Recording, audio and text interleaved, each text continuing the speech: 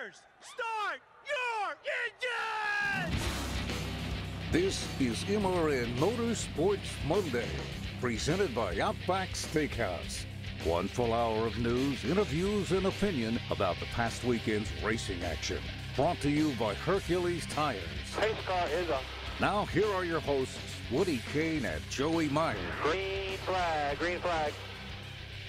Welcome to Motorsports Monday. Woody Kane, Joey Meier, and Kyle Petty in the house as we relive the weekend that was at Sonoma and at Gateway. We had a fight. You see it recreated here. We had some wine out in Sonoma. We had all kinds of activity going on. It was a great weekend of racing, no matter which side of the fence you fall on. Today's show, as usual, presented by Outback Steakhouse. And don't forget to race into Outback Steakhouse today for a free Bloomin' Onion because Kevin Harvick finished in the top 10. Outback Steakhouse done right. They've got great lunch specials starting at $6.99, an app where you can order before you arrive, get your seating before you arrive, divvy up the bill at the table, all that stuff going on at Outback right now. Check them out. And the Joey menu. The Joey Not menu. named after you. It's free. It's a free onion, and it is named after me. How do we know? You haven't proved to me yet. It's not named after me. All right, I'm going to get somebody from Outback in here to set you straight. Kyle Petty, welcome to the program, man. Thanks for having me. You are about to get very busy, sir. About to get busy, yes. Yeah. I get this weekend, NBC's second half of the season, 20 races kick off. We have the chase. So it's pretty exciting. Those guys, Rick Allen and Jeff Burton and Steve Letarte, they've been doing some stuff in the studios here, kind of practicing, getting back in the swing of doing stuff. Dale Jarrett, myself, Chris Devoto, we've been on NASCAR America, and all the pit guys have been out at the racetrack doing their stuff, getting in the swing of things. So, the swing of things. Oh, that's like a teaser. Yes. Yeah, see that? Yes. That was nicely Yes. done. Yeah. A pro here. How about that? Exactly right. So what's going to be different for you guys this year? Anything we can look forward to tease the fans with that might be a little bit out of the ordinary? They do have some new technology this year that we're really excited about, and it's not my place to tell you guys what it is, but there is some new technology that's coming that I think the race fans will be excited about. It's not a petty straighter, is it? So you can draw and stuff? No, because, they gave me that telestrator one time, and I just wrote bad words on it. You know what I mean? And it was like bad. Or Of I would course just, you did. Just put belly buttons on people or earrings on people because you can just dot it. But they've got some new technology. They've got some different I think NBC looks at all their sports venues a lot different or a little bit different than the other networks. They see themselves as this is a sporting event, but we want to tell a story. We want to tell a story about Kevin Harvick, about Tony Stewart, tell a story about Kyle Larson and where he's coming from and where he's going, and is he right on the brink of getting that first win, where he's at. So I think the features, the things they do there, but the stuff that Steve Letarte and Rick Allen and Jeff Burton did in the booth last year, I think they brought, you had Burton straight out of a car. And still has the possibility of getting in a car. If somebody calls up, you've got Letarte who could get back on the box today and still be relevant in the sport and was Junior's crew chief the year before. So you've got those fresh faces with a fresh outlook. And I think we saw it with Jeff Gordon this year. I thought Jeff did a tremendous job. Yeah, I really did. Me too. Steve Letarte was on last week, and he gave us a question. We promised we'd ask you later, so we'll throw that one at you a little bit later on. But the swing of things gets back into, and we had an interesting gathering of events there in St. Louis. Speaking of swings, Yeah. That would be the slam. That would be the hug of things. Was there ever a full swing or? We've been very privileged. We have tons of listeners, of course. Yes. And we have a show that's on TV as course as can be. But we had an exclusive video sent in by one of the fans that were in the stands, and they were able to capture it. Let's check it out. Let's check that video out. Another couple of trucks hard into the outside wall. John West Townley and Spencer Gallagher for the second time tonight. Now there's a fight. Both drivers are fighting. They're on the racetrack. Gallagher goes after John West Townley. Townley now going back after Gallagher as both of the drivers not letting go, and now Townley gets a punch into Spencer Gallagher. Gallagher trying to restrain him and he's having a tough time. Still locked together. It's like a hockey fight. It's been separated finally. Spencer Gallagher and John West Townley putting a pretty good exhibition on out there with the bare knuckles. There you go. That was you classic. Can't get that anywhere else. You will not see that footage anywhere else. I don't know where that fan was sitting or what his seat was, but I would renew that seat next year. Yeah. 1979, there was another interesting fight that actually started the series on TV live, and here we have, this is our second one. You might see this forever. Yeah, if this had been the original fight, the sport would not be where it's at today. That first one was better. The first one was a better fight. That was actually a fight. So what do you think, guys? Are we going to see some fines, penalties, suspensions after this one at Gateway with John West Townley? I'd say at least one race. Yeah, I think you have to. Yeah. I think you have to. NASCAR has, and I applaud NASCAR. They have been pretty consistent or very consistent in what they've done lately with incidents like this, with setting guys out with a fine, with a points fine. It's all inclusive. So, I think you have to. And I told you guys before while we were sitting here talking, watching that fight is just a great example to me to see that these guys didn't grow up running weekly short tracks. And they definitely didn't go to Bowman Gray. I can say that because if you had gone to a weekly short track and grown up on a weekly short track, you saw some fights and you learned how to fight because you had to fight for your position and fight for that respect. This is more... this is more like a My Little Pony fight. We just want to hug each other. Let's just hug it out, guys. Yeah, we ran into each other. Let's hug it out. My dad owns chicken restaurants. Oh, yeah, my dad owns an airline. Yeah, I'll show you. That was perfect. Yeah. There's a prep school fight. Sorry. Oh, my gosh, it was spectacular. But well before the fight even started, we actually had some pretty good racing, which Gateway. Yeah. Have you had a chance to run Gateway, man? Yes, I ran Gateway after Adam's accident. I ran Gateway a couple of times. And it's a fun little racetrack because both ends are different. The way you have to drive one end, the way you have to set, it's a compromise. You have to compromise, and the driver can make a difference. The driver, because you've got to make the car work through one. The other end, you've got to drive it through. So it's a fun place, and they've always had great racing there. New ownership there now, and they're trying to get things revitalized and going again. Looks like they're off to a good start. Yeah, and hopefully they will, because I think that's a good market for us to be in. I think when NASCAR goes into a market, whether it's with the Truck Series or the Xfinity Series or the Cup Series, and they go in and then something happens and they have to leave that market, that's not good for the sport. That's not good for the fans in that area, but it's not good for the sport. And, we used to talk about it all the time with Charlotte, Darlington, Rockingham, North Wilkesboro, Bristol, Martinsville. You're very blessed to live in Charlotte, North Carolina, because you had 10 or 12 races within 150, 200 miles of where you lived. You could go. When you move to St. Louis or places like that, you're fortunate to see the truck guys or the Cup guys or the Xfinity guys come through your area once or twice a year. So it's an important place. Don't forget now, Christopher Bell went on to win that race, and he'll be on the program a little bit later on, so stay tuned for that as well. But you were mentioning earlier, the Truck Series has kind of changed over the years. It used to be a really good mix of guys, young and old, and now the young guys are really dominating. Pediatric, geriatric. That was my term for it. Because you had the old guys. You had the guys that had already come through the Cup Series or the Xfinity Series and was looking for a place to still be competitive and be relevant. And you had great racing with Skinner and Sprague and Hornaday, guys like that. And now it seems like every week there's a 16 to 20-year-old that are winning these races. There's a rookie at the top of the heap, which shows how healthy the sport is. Because I think it's important for these guys to start in a touring series. The K&N series has meant a lot to where the sport is right now, I believe, to where Cup racing is, where all these different divisions are. But it's important to have that. We had William Byron on a couple weeks ago, and Joey had to write him a note to get him out of class to come on the show. No doubt. Yeah, no to doubt. start a truck team right now, you have to have somebody young, and you got to put them in a KBM truck. Yeah. We got 3 rookies sitting in the top 10. 2 rookies finished first and second. Are we putting a lot of pressure or too much pressure on the young kids to perform? No, here's my quandary. That's a double-edged sword, and I've said this before. And I think we've seen it in the past. With a Casey Atwood. I'm going to go back in time here and throw a Casey Atwood at you and some of these guys. And I'll throw a Casey Mears at you. I'll throw a Brian Vickers at you. I'll throw guys like that at you who had an opportunity in a Hendrick car, didn't perform up to expectations, and now they're on the backside. They're not in an A-team car anymore. They've moved down the ladder a little bit. So the problem with being 18, 19, 20 is there is a lot of pressure. To your question, there is a lot of pressure because if you don't perform at 18, your career is over at 19. If you don't, and that's just the way it is.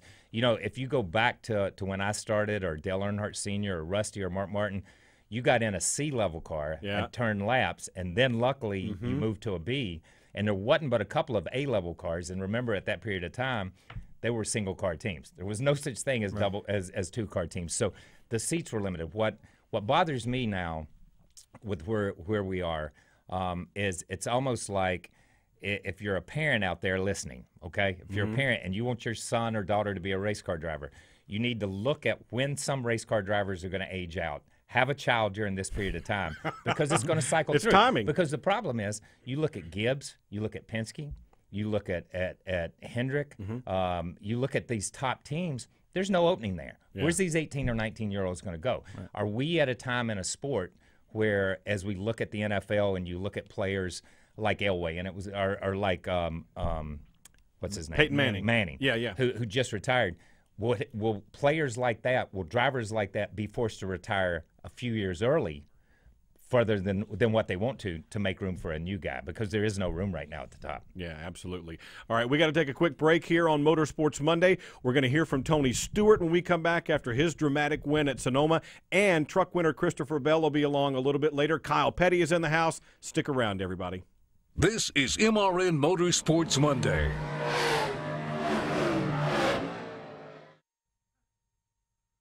Whatever you drive, wherever you go, Hercules Tires will get you there, whether you're running on dirt or running a job. Our dependable, high-quality tires are the perfect fit for your needs. For unmatched value, selection, and warranty with industry-leading road hazard protection, there's only one choice: Hercules Tires. To learn more, visit HerculesTire.com or call 800-677-9535. Hercules Tires, ride on our strength. Race cars are finally tuned for maximum performance. Freightliner trucks are too, taking into account all the factors that drive your profitability and lower your real cost of ownership. Efficient aerodynamic designs paired with the integrated Detroit powertrain maximizes fuel efficiency, uptime, quality, connectivity, and safety to give truckers peace of mind and a better return on investment. Find out how to lower your real cost of ownership at rco.freightlinertrucks.com. What do you love most about July 4th weekend? Is it the food, the family, the fireworks? Well, this July 4th weekend, add one more word to the list: first, as in the first Coke Zero 400 at the world's first Motorsports Stadium. Everything you love about the holiday gets a huge upgrade at the all-new Daytona. The NASCAR Sprint Cup Series Coke Zero 400, powered by Coca-Cola, Saturday night, July 2nd. Guarantee your seats at 1-800-PIT-SHOP or DaytonaInternationalSpeedway.com. Hey, I'm Austin Dillon. Now back to Joey Meier and Woody Kane on Motorsports Monday.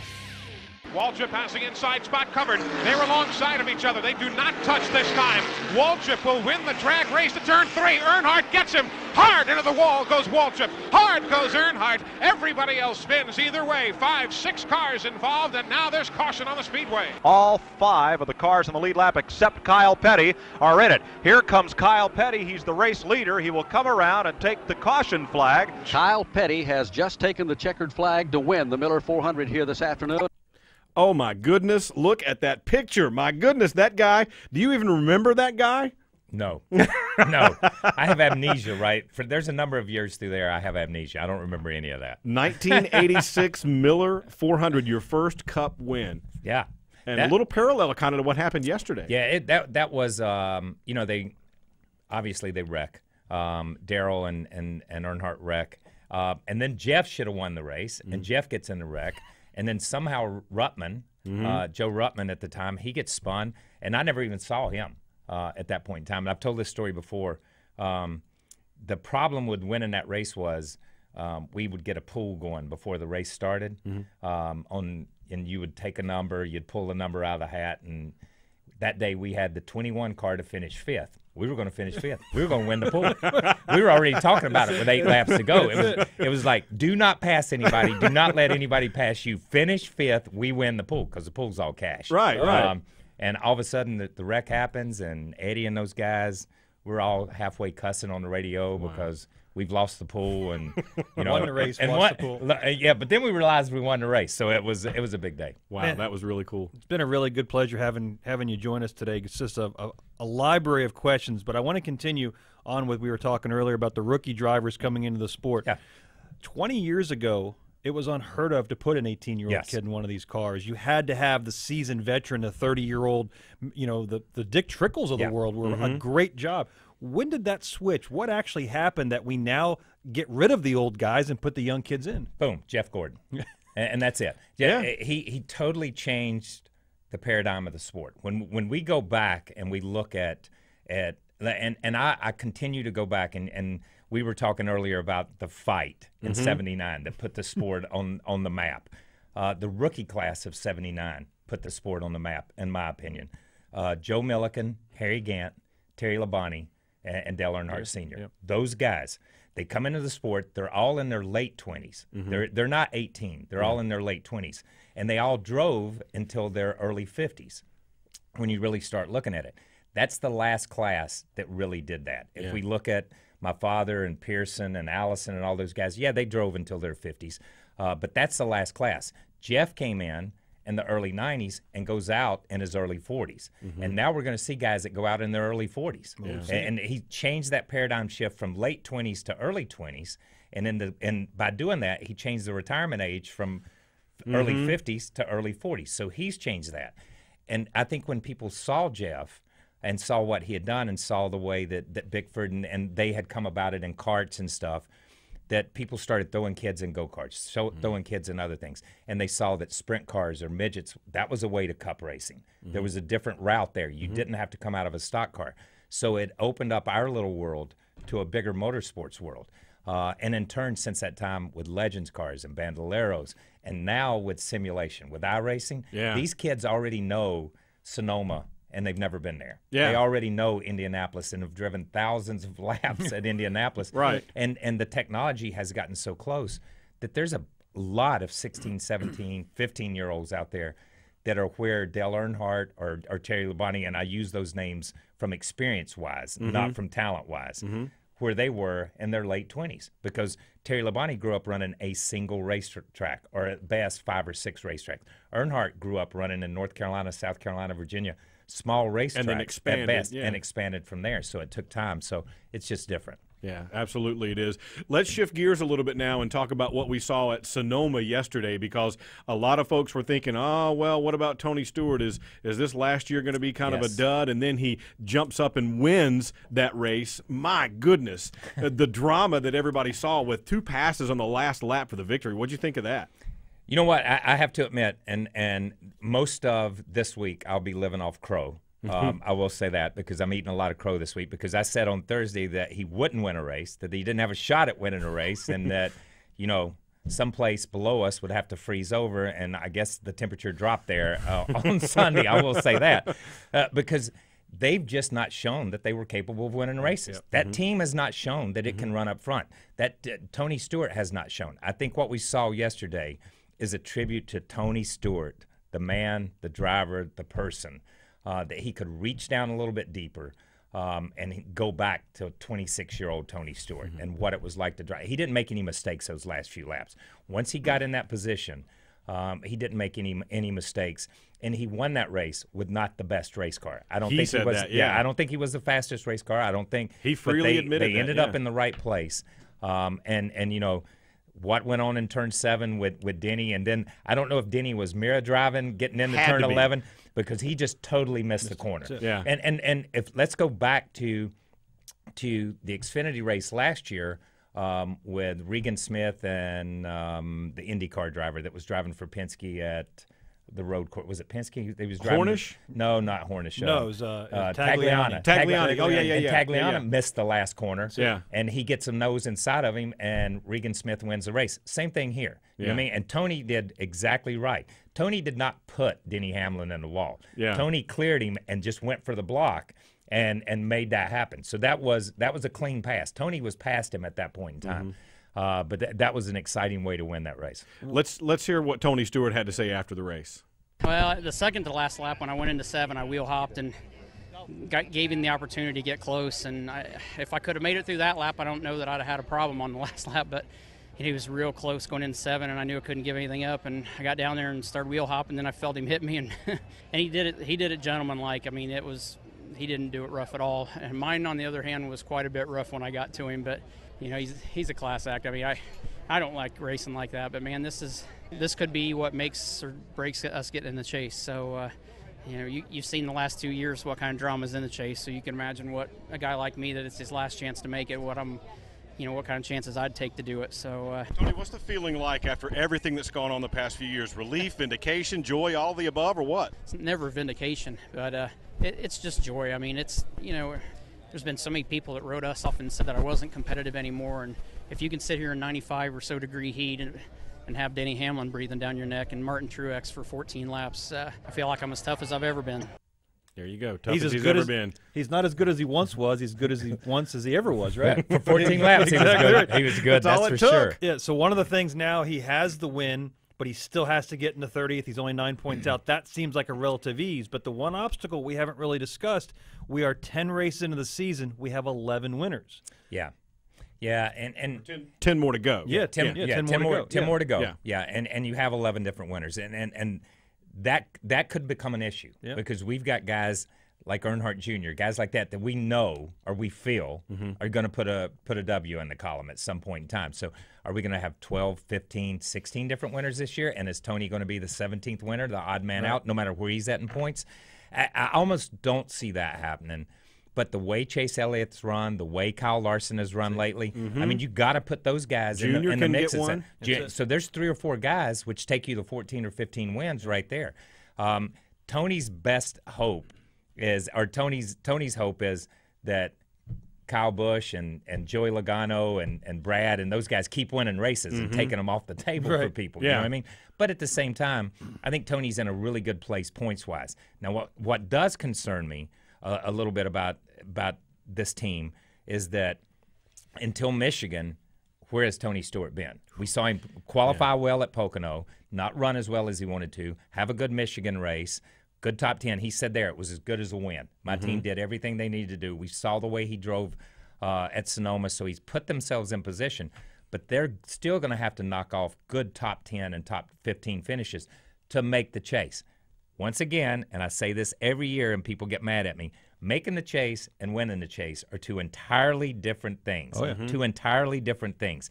And even though we have that process of elimination in the chase now, some of these guys are eliminated once they make the chase. They're not going to make it out of the first round. Happy to be there. They're just happy to be there. And it's a big deal for their sponsors and a big deal for them to make it. Don't get me wrong. But, I don't believe – I think these next few races are going to tell the tale of Tony Stewart. Now, we saw it happen last year with Kyle Busch, but that was a phenomenal year. Yeah. That was a phenomenal year.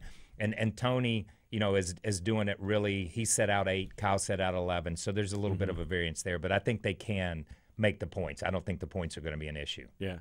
Absolutely. When you look at the way we've got now, I mean, and don't forget, too, A.J. Allmendinger could easily pop up and win at Watkins Glen, where he's very, very good as well. We could get to that point where we come down to Richmond and there's some drama, some real drama as to who's going to be in and who's not going to be in. Yeah, some real drama for a change. That would be exciting. Fantastic. Hey, let's hear from Denny Hamlin as well, because he was the guy who had the lead and lost it in the final turn.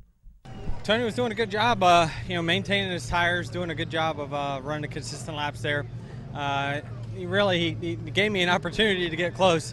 On the second to last lap, he wheel hopped into 7, allowed us to get close, and then I just did a poor job of getting through 11.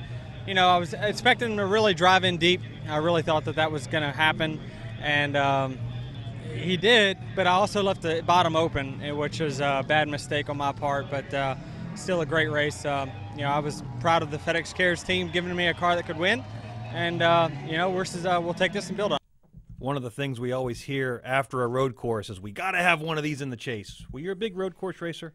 I love road racing, and I think there needs to be one in the chase. I know it's such a strange beast, the road course racing, and we saw it yesterday with A.J. Allmendinger, where he runs up front, he has trouble, he goes to the back, and he has to come back, and he salvaged something. He gained some points.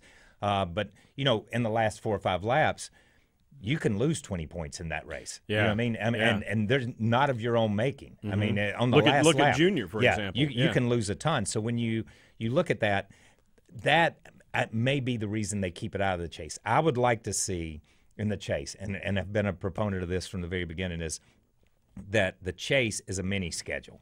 And if you have road courses in the main schedule, then you need one in the mini schedule. Yeah. If you have a super speedway, you need it in the mini schedule. If you have short tracks, you need it in the mini schedule. So that configuration of tracks, which shows a true champion on all the different type racetracks. So would you have Sears Point, Sonoma, Watkins Glen, or a third track? Would you race a track twice? Road America keeps coming up. Yeah, don't go to Road America. No, I don't care. You can think about it a little longer. I don't care. before No, you I'm not answer. going to think about it. No, I would. You know, for me, I would probably go to Watkins Glen because Watkins Glen, this is one of those racetracks that is such a wild card.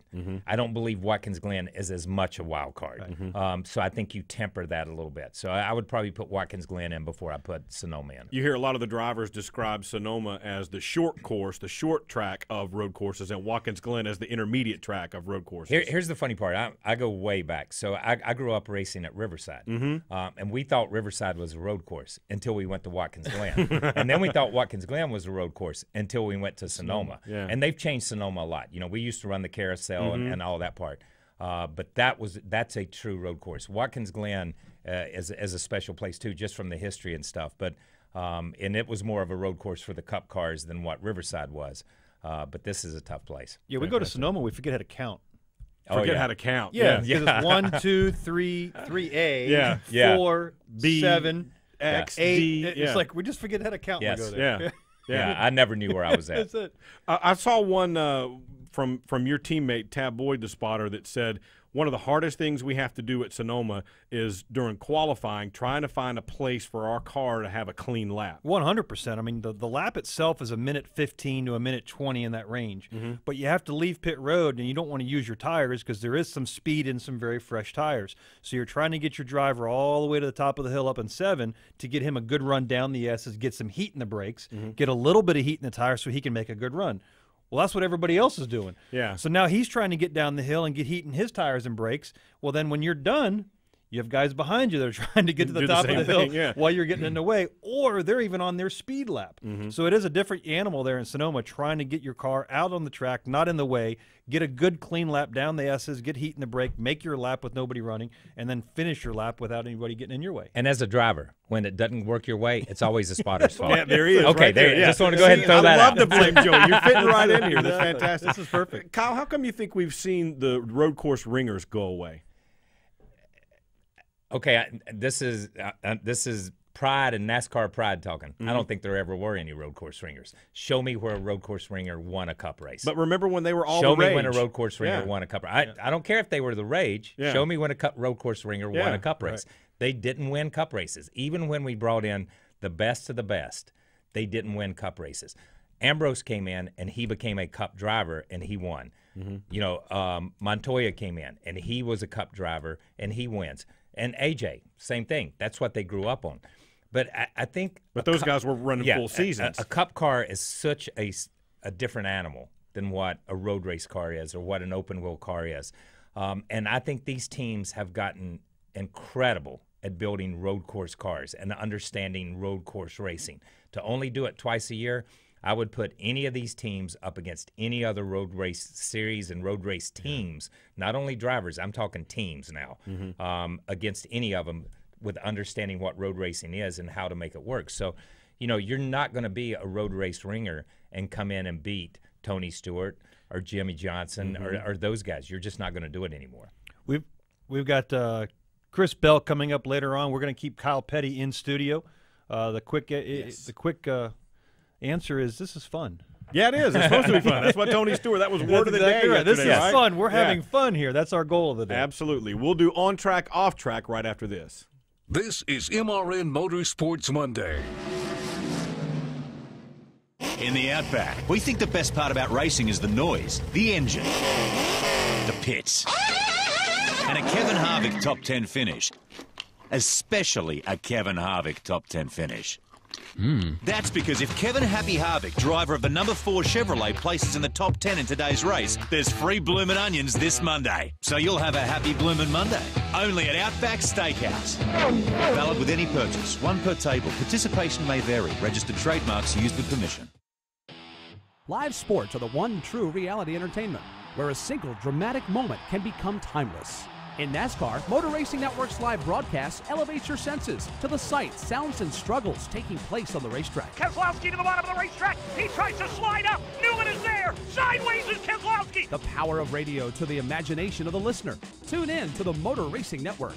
Visit MRN.com for an affiliate list in your local area.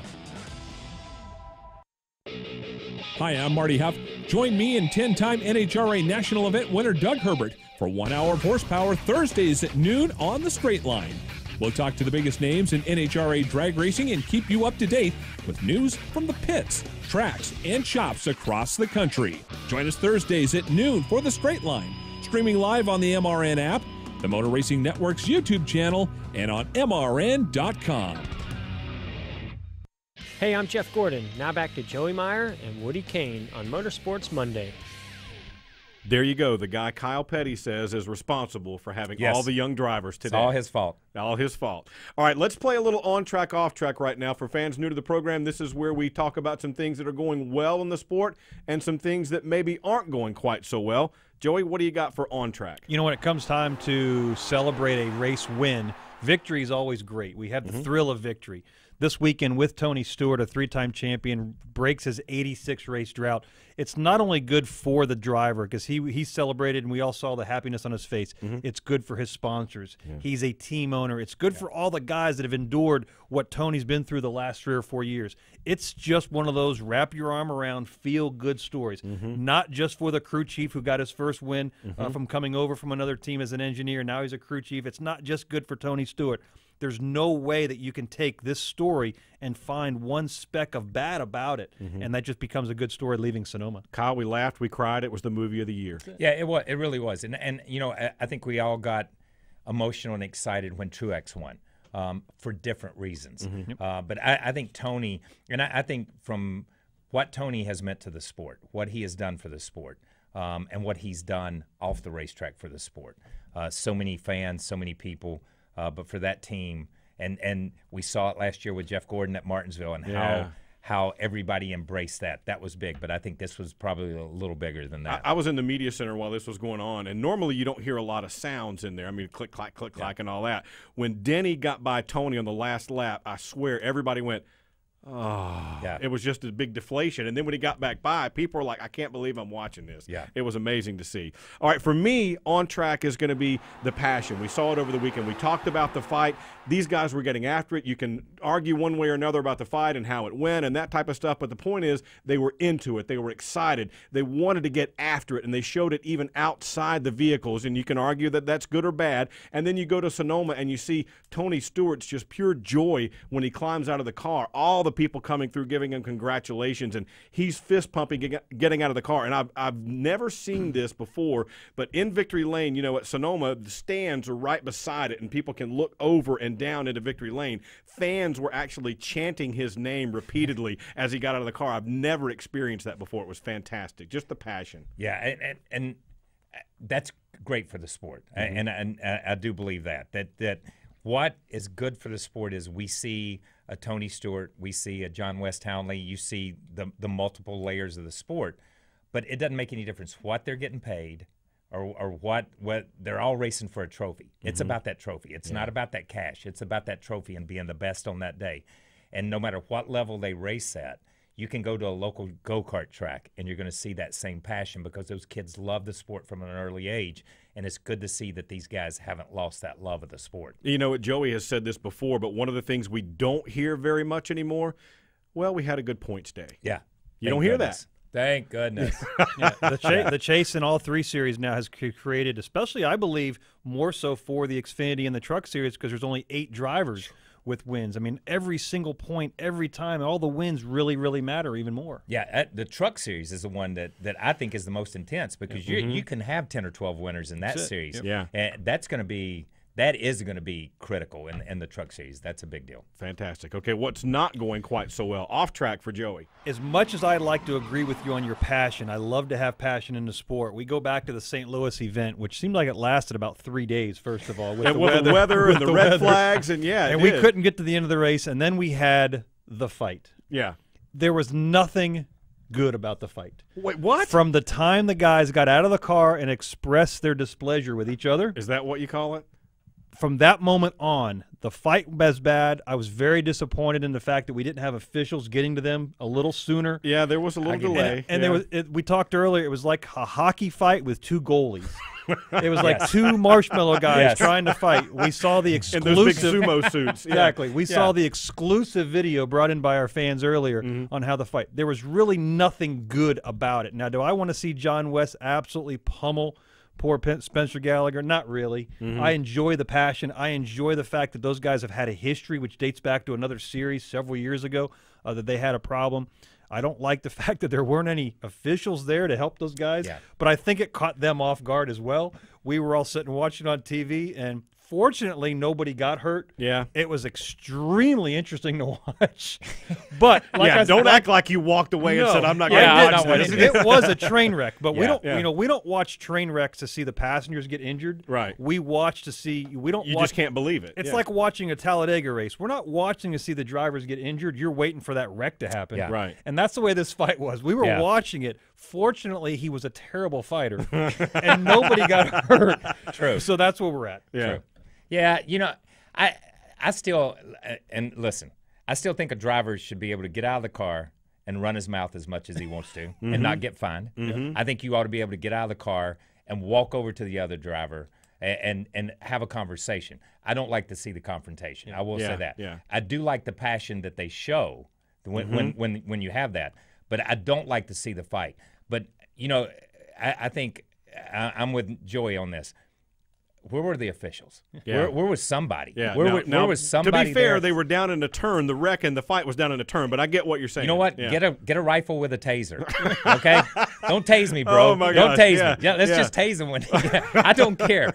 You know that, but I don't like that part because I thought they should be.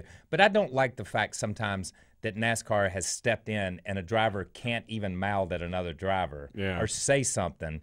And you have to you eat that passion all the time. You have to keep it. And let me tell you something. I wasn't that way, and the old guys weren't that way. But we didn't get fined like this. You know what I mean? Yeah. I would have died a slow death inside if I had to keep my mouth shut. I'm just going to tell you that.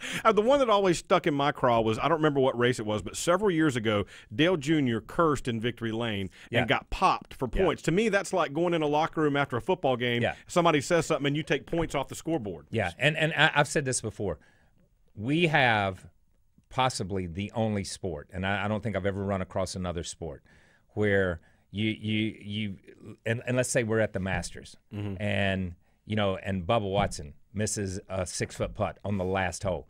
Instantly, there's a microphone. Yeah. What did that feel like? Right. What did right. that? You know what I mean? They have an opportunity to go cool down. We have the only sport where the guy gets out of the car, and as soon as he's in the garage area, somebody's there. Immediately. It's been 3.5 minutes. 3.5 minutes. Your brain's not disengaged from driving that race car at that point in time. You just say what you feel. That's raw emotion, and those are raw words coming out. Sometimes they're not what you want to hear, but at least that's how you feel at that time. We always back away from it an hour later. Right. So if NASCAR had that rule where you could back away from it, then that would save you all the fines. But I still think that's part of the sport and a part of the sport we need to keep. Did you see Boyer after he got out of the car and they got him in the garage after the electrical fire yesterday? Oh, he was hysterical. He always is. He always is. Yeah, but that's fantastic. All right, one more quick one here before we go to break. My off track is this guy right here because he comes in and I'm talking about the flight issues I had trying to get back from the West Coast. We got delayed and all that stuff. Spotter pilot Joey Meier says, I was in bed by 1:15. So my off track is you taunting. That's on track right there. That's on track. Oh, really? Come on. I didn't see anything wrong with it. Yeah, look at you. It worked out well. You're so smart. Those West Coast trips are easy. When you're driving, when you're the pilot, I guess so. Yeah, when you're at somebody else's mercy, I saw where you got stuck on a commercial flight and were yammering about how terrible it was last time, too. I don't know how you do it. Yeah. Well, I did. I made it. All right. All right. We're going to take one more time out here on Motorsports Monday. When we come back, Christopher Bell joins us on the other side, the truck winner from Gateway. This is MRN Motorsports Monday. In the Outback, we think the best part about racing is the noise, the engine, the pits, and a Kevin Harvick top 10 finish. Especially a Kevin Harvick top 10 finish.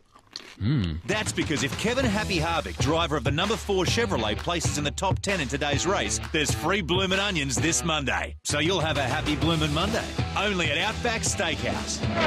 Valid with any purchase. One per table. Participation may vary. Registered trademarks used with permission. Come join us every weekend at America's Tailgate Party, NASCAR USA. Hi, I'm Rob Tanner, your host and master of the grill, as we get you ready for high-octane NASCAR racing with hot laps and hot tracks. We serve up 2 hours of the best hits in country music and keep you up to date with racing news and features you won't find anywhere else. Sit down and have a seat. It's a regular weekend pit stop for country music at the speed of sound, NASCAR USA on the Motor Racing Network. If you have a question or comment about NASCAR, Motor Racing Network has a direct line for you. It's the Fan Forum Hotline. I'm a newbie to this sport just this year, and I wanted to know. I was wondering when they measure the length of a racetrack. Call in at 844-4-ASK-MRN. That's 844-4-ASK-MRN. Wanted to send out a big shout out and thanks for covering the race. The Fan Forum Hotline, your connection to NASCAR. Hey, I'm Kevin Harvick. Now back to Joey Meier and Woody Kane on Motorsports Monday. Bell beginning to come defensive, moves to the bottom, now back to the top to arc his truck into 3. Here's Rhodes closing on the rear bumper. Can he get there? Don't think so. Christopher Bell off of turn 4. Here comes the field off turn number 4 for the final time. The checkered flag is out for Christopher Bell, who wins for the second time in his career. He will take the victory in the Drive-In for Lineman 200. Christopher Bell, as you heard right there, that was Kurt Becker, Dylan Welch, Kyle Rickey on the call from Gateway Motorsports Park. And, boy, what a race it was. He joins us on the guest line now from Kyle Busch Motorsports. That Toyota goes to victory lane. Second win, but in only 16 starts. Christopher, congratulations, man. That was a wild, wild night. Yeah, thank you. I appreciate it. Thanks for having me on. Tell us about the closing laps of that race. I mean, you had a rain delay all day long, it felt like. You had some red flags in the race, and then things just explode down the stretch. Yeah, well, the end of the race was definitely hectic. And, you know, at the end of those races, the pressure really ramps up, and you got guys that are pushing really hard. So it was just a matter of putting myself where I could kind of control the restarts and be able to control my own destiny. One time there at the end, you know, I picked the top and got used up a little bit, but so from that point on, I knew that if I ever got the lead, I needed to be on the bottom where, you know, I could control my destiny a little bit better. You still got a big R next to your name, which means rookie. It's your first time being at St. Louis. How do you prepare going to a track that you haven't seen yet? Well, you know, you just got to do your homework, and so I watched the races in the previous years, and Jerry Baxter, my crew chief, you know, he's had some success there. He won there with Bubba Wallace a couple years ago, and last year he was really fast with Matt Tiff, so I knew that I'd have a really good truck, and I just had to put it together. And, you know, my pit crew won me the race, man. It was a track position-driven race, and I was mired back there in 7th or 8th at the beginning of the race. Couldn't really go anywhere. So I knew if my pit crew could ever get me up front like they did, that it'd be we'd have a pretty good shot at it. You know, when you get in that position and you're up front there at the end of the race, and you know you've got to hit your marks, and you know it's all on you those last few laps. What goes through your mind, man? Yeah, well, it was you just had to make sure that you hit your marks in the restart. You had to pay attention to your mirror to make sure that you didn't let anyone get inside of you or making a mistake. So my spotter did an excellent job, you know, talking me through those last couple laps. And, you know, fortunately we were able to hang on. Chatting with Christopher Bell, the winner at Gateway Motorsports Park on Saturday for Kyle Busch Motorsports in that Toyota. And Christopher, you've been close several times before. You got the early win, but you've been close several times since then. What have you been telling yourself to keep, I don't know, to keep your head together when you get so close and yet don't quite come up with the win, to make it pay off when you have the opportunity like Saturday night?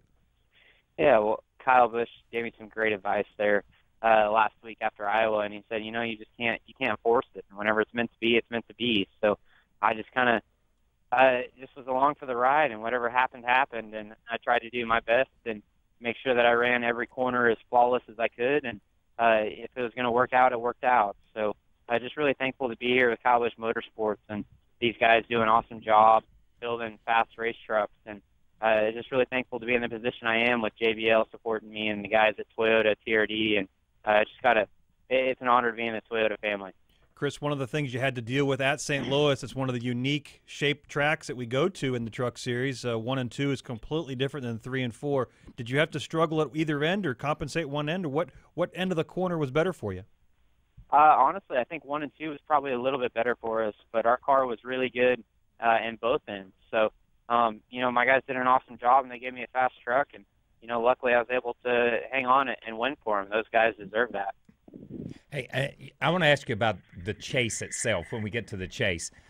Your second win. How important is that second win to secure your place in this chase? Because we talk about Tony Stewart's win yesterday, one win, and yes, that is almost a sure thing ticket. One win in the Cup Series or in the Truck Series may not be that ticket to the chase. How important was that second win? Well, I think it's definitely really important, because even if I were to make the chase on one win, I still wouldn't be happy as a person. So, this is just the beginning, hopefully, and we've got to keep winning. And one win throughout the year is that's not a good season in my eyes. So, we got to, hopefully this is the first of many, and we can keep building on this and keep going. And we've been really close the earlier in the year, just it hasn't came together. So hopefully our luck's turning a little bit. I've got more experience, so hopefully we can start capitalizing on our fast trucks. Chatting with Christopher Bell from Kyle Busch Motorsports after his big win at Gateway on Saturday night. You've run 9 of the 23 races so far, and now you get a little bit of a break. At the first part of the season, the breaks were longer. When you have that downtime, are you a guy who likes to stay busy and try and find something else to race, or do you hang out at the shop? How does your time go when you've got a little bit of downtime? Yeah, well, if I'm not running trucks, I'm racing somewhere else. So, like this weekend, we've got an off weekend, and trying to find something else to go do and try and go find some race to go to. So you definitely, the way I look at it is the more you race, the better you are. So I'm trying to stay busy and trying to race all the different things I can. One of the unique opportunities with the young generation that we see the Ryan Blaney's and the Darrell Wallace's hanging out, Chase Elliott, Kyle Larson's. You have a really good teammate over there at KBM with William Byron, who's also scored some victories. Are you guys close friends, or are you tight competitors? Well, I mean, I think we are really good friends, and at the racetrack we're always kind of bouncing ideas back and forth off each other, and he's an extremely talented guy, and it's I love having him as my teammate because we are friends. We're obviously competitors too, and so we like to beat each other, but we are friends outside of the racetrack. Yeah, talking about downtime. And I don't think any race car drivers have downtime anymore. Not anymore. But I want to ask you about your workout program. Do you have a workout program more in line with Jimmy Johnson or more in line with Tony Stewart? Wow. Yeah, well, I guess those are two totally different fits. But, I guess I was on the Tony Stewart program there for a while. But after Daytona, Atlanta, honestly, I got embarrassed with how I looked in pictures, man. I got tired of seeing myself. I was chubby. So I started trying to eat better and go to the gym more often, and I've actually lost quite a bit of weight since then. So I'm really happy with, how I feel in the truck, and so I am trying to pay more attention to the fitness side of things.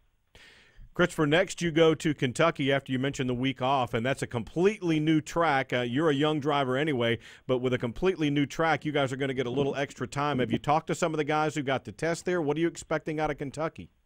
Yeah, well, I don't really think anybody really knows exactly what to expect, but I think Kyle went and tested there at Kentucky, so we should have a little bit of a notes looking forward into Kentucky. And, I know Kyle Busch Motorsports is the premier truck team, so it's, whenever you go to the races, you're always going to have a fast piece, and it's a matter of just if everything comes together, if you can do your job as a driver. So I'm just going to worry about my part and try and figure out how to beat the racetrack, how to get around there faster than anyone else does. You got your second win of your career in the Truck Series this last weekend, but last year you scored your first victory at the dirt track of Eldora. You have to be excited in a couple of weeks to go back there for the second time. Yeah, Eldora is my favorite track in the world, so I'm really looking forward to that race. Tell us about how the guys who don't race on dirt very much adapt to a place like Eldora versus a guy like you who's been there but not in a truck so much. Yeah, well, I think having truck experience going to Eldora, whether it's dirt or pavement, really helps, because anything you race on dirt, nothing really translates to how the truck drives on dirt. So obviously having dirt background and dirt experience really helps. But like going into Eldora last year, I felt like my previous truck starts helped me probably more so than running, say, a sprint car around Eldora, just because they're so totally different. I want to ask you a question for all young drivers. Being a teammate, and you're a teammate with William, you're on a team that's capable of winning races every time you go to the racetrack. Mm-hmm. How important is it to race the other competitors and not get caught up racing your teammate? He has 3 wins, you have 2 wins. That internal competition sometimes tears a team apart. But how much pressure is there to just move the team forward, you two guys? Well, that's a really good question. And kind of, so where I grew up racing was with Keith Kunz Motorsports, and they field a tremendous amount of midgets every night. So I grew up racing with teammates, and so I'm used to that, having teammates around. And it's really easy to just start comparing yourself to your teammates and where you stack up against them. And sometimes you'll get looking at it and you're like, oh, well, I ran 5th, but I was the best out of my team, so that was a good run. But, you gotta stay out of that mentality and just worry about your own program and worry about, your finishes. And if you go out there and you run 5th and your other teammates are behind you, that's not a win. You got to continue to keep digging, and you can't put yourself just based against your teammates. You got to, you got to look at the big picture, and obviously that's winning races. Yeah, it sure is, and you're definitely on that right track. One of 3 rookies in the top 10 in the Camping World Truck Series right now, coming off a big win at Gateway. Christopher, we really appreciate your time, and listen, good luck in finding something to occupy your time this weekend, and we'll catch up with you at Kentucky.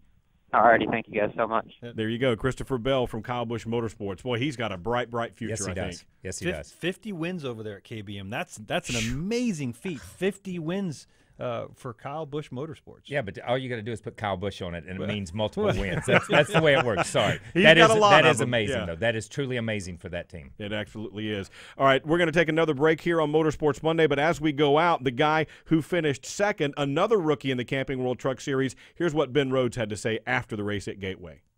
A great effort tonight, Ben, but there was contact between you and the 29 truck on the previous restart. Give us your version of what happened.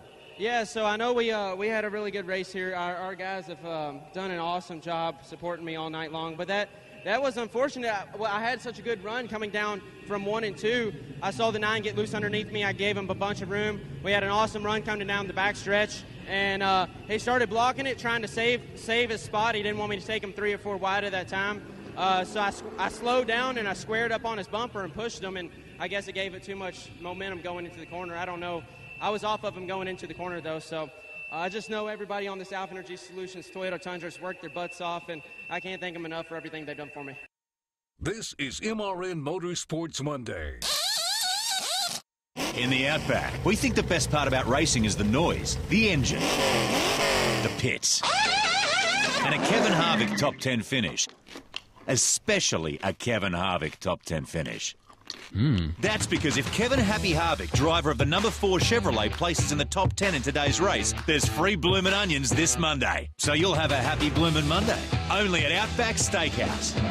Valid with any purchase. 1 per table. Participation may vary. Registered trademarks used with permission. Motor Racing Network, glad to have you aboard for our coverage of practice, something we will be doing all throughout the year. They are pretty close in practice. You said you learned a lot in practice. We can have a good, clean practice. How many teams are going to opt out of practice? Get this practice session underway. As we close out practice. What are we talking about? Practice? We're talking about practice, man. We are talking practice. Sprint Cup Series practice on the Motor Racing Network. Join us all season long on MRN.com and the MRN app. Motor Racing Network has always been your source for motorsports coverage when you couldn't be at the track. Now, never miss another minute of our breathtaking coverage with the MRN app, available on your iPhone or Android device. This free app delivers all the latest news, locates nearby MRN stations, streams your favorite programs, and is your home for live Sprint Cup practice and qualifying action. Search MRN in the App Store or on Google Play. It's the Motor Racing Network at your fingertips, and it's available for free right now.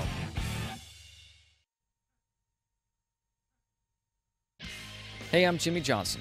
Now back to Joey Meier and Woody Kane on Motorsports Monday.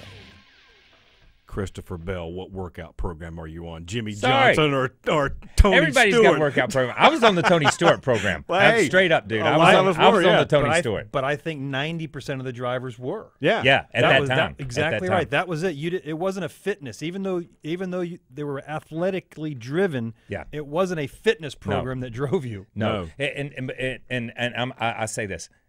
First race I ever run, I was 18. Talladega, one of the easiest places to drive. All you do is, I get out. I am spent. I'm laying on a bench down there. Pearson comes by with a beer and a cigarette. And he says, you're going to have to get a hell of a lot tougher if you're going to race against us. And I'm thinking, I'll never be as tough as those old guys. Oh, no. Because they were tough here. Yeah. They didn't feel anything here. They were tough between their ears. Fantastic. So I told you earlier that we had Steve Letarte on last week, and he wanted us to ask you a question. And the thing he said was, make sure you ask Kyle about how things are going at Victory Junction, because he won't talk about it unless you do. But, man, it's so cool. It's a fantastic deal you have going on. Give folks an update on what's the latest. Yeah, it's going great. This is our second week of camp, second full week of camp. We were there. I was there last Monday and Tuesday. I'll be there tomorrow and try to get over there a couple of days a week when camp's in session, summer camp. But it's just an amazing place. And I tell people all the time, it's like a racetrack to me. When there's nobody there, it's a sad place to go. You go to a racetrack, that's the loneliest place in the world. But you put race cars in there and fans, and it just takes on a life. And that's the way camp is. We see 120 kids a week. We'll see this year, I think we'll go over the 25,000 kids that we've seen in the previous 12, 13 years. So it's been an amazing place, and been very blessed by guys like Tony Stewart and Joey Logano comes up there, Brad. All these guys have done stuff at camp that mean the world to these kids. So it's pretty special. The NASCAR community has really embraced it. So cool. We started the series out by playing your first victory as a very well race car driver. But one of the unique aspects you had growing up as a kid, with your dad being the 7-time and now the Hall of Fame driver. Was he ever that guy to you, or did you ever switch, or was he always your dad? Just dad? This is a crazy thing, and I tell people this. He was my dad. And then I went to work there, and he was my boss. And then I became a teammate, and he was my teammate. And then we went into business together, and he was my business partner. And then I left and became a competitor. And then I came back, and he was my business partner, and now he's back to being my dad. But he's just Richard Petty. He's just my dad to me, always has been. What a progression, though, through all that. Yeah, a year ago, I had one of those surreal moments where, race teams always stay at similar hotels. And I was staying at the RPM hotel as well, and I was looking for a ride, and Sammy Johns walks out and goes, "Hey, what's going on?" I said, "You got a room?" "Absolutely." I'm just thinking it's Sammy Johns and myself. Nope. Richard Petty, Dale Inman, myself, and Sammy That's Johns. a ride. And there's some stories there now. And I'm sitting in the back seat, and I'm sitting there going, there's 7 champions, there's 8, there's 15. I was just, it's I amazing. felt like if I could just sit in the trunk and just watch, I was so overwhelmed by the history of what I was surrounded by that I have no idea how long it took us to get to the track, because they were talking and BSing, and Sammy and I were just listening the whole time. It was very surreal. It is truly amazing to me to have gotten to this age and look back on my life with Dale and with my dad and with Uncle Maurice and those guys, and it's history. I mean, everybody else talks about it as history. And I look back and I'm thinking that we just lived through it. And, and you didn't think about it at the time. It's just natural. All right, we have to get your opinion. Everybody has to answer this one. Cup guys in the Xfinity Series. You know what? I have always I think that should be limited. Okay, and what I mean by that is I think you get better playing against better people. Okay, so if I can race against Kyle Busch, if I can race against Denny Hamlin, and I'm Ben Rhodes or these guys, yes, I want to race against them. Do I want to race against 20 Cup guys in the Xfinity Series? No. Limit it to a certain number and let those guys run. I don't care who your sponsor is. You don't mean the number of races they run. No. You mean the number of them in each race. If there's 10 guys that show up at Daytona, just take 5 of them. They qualify against each other. They can start on the pole wherever they want to, but limit the number, because that opens up seats in the top teams for these younger drivers to move up quicker. without having to race against Cup guys week in and week out. Some of the best races we see is when there's only 2 or 3 Cup guys in it. Yeah, I agree. I mean, that's not a take that we've heard, but it really makes a lot of sense because all the drivers we talk to say, yeah, bring them on. We want to race them. And I agree with that. But then the guys like Kyle Busch and Brad Keselowski say, look, if to get a big sponsor, I've got to drive at a few races. They do. And I understand the business side of it from that standpoint. But I'm looking at the growth side of it, too, to allow more seats. Joe Gibbs would have to put a Xfinity driver in for a certain number of races. All right, that's all the time we've got on Motorsports Monday. Thanks, Kyle, for coming by. Don't forget, Friday we've got Subway Firecracker 250, 7 o'clock Eastern Time. Saturday, the Coke Zero 400 powered by Coca-Cola at 6:30 Eastern Time. I'm Woody. He's Joey. That's Kyle. We'll see you next week, guys, on Motorsports Monday. You've been listening to MRN Motorsports Monday, presented by Outback Steakhouse. Tune in again next Monday at noon Eastern for all the latest news, results, and interviews from NASCAR on MotorRacingNetwork.com. Brought to you by Hercules Tires. MRN Motorsports Monday is also available on demand at the MotorRacingNetwork.com Media Center. Or you can download it from iTunes or Stitcher. MRN Motorsports Monday is a production of the Motor Racing Network. All rights reserved.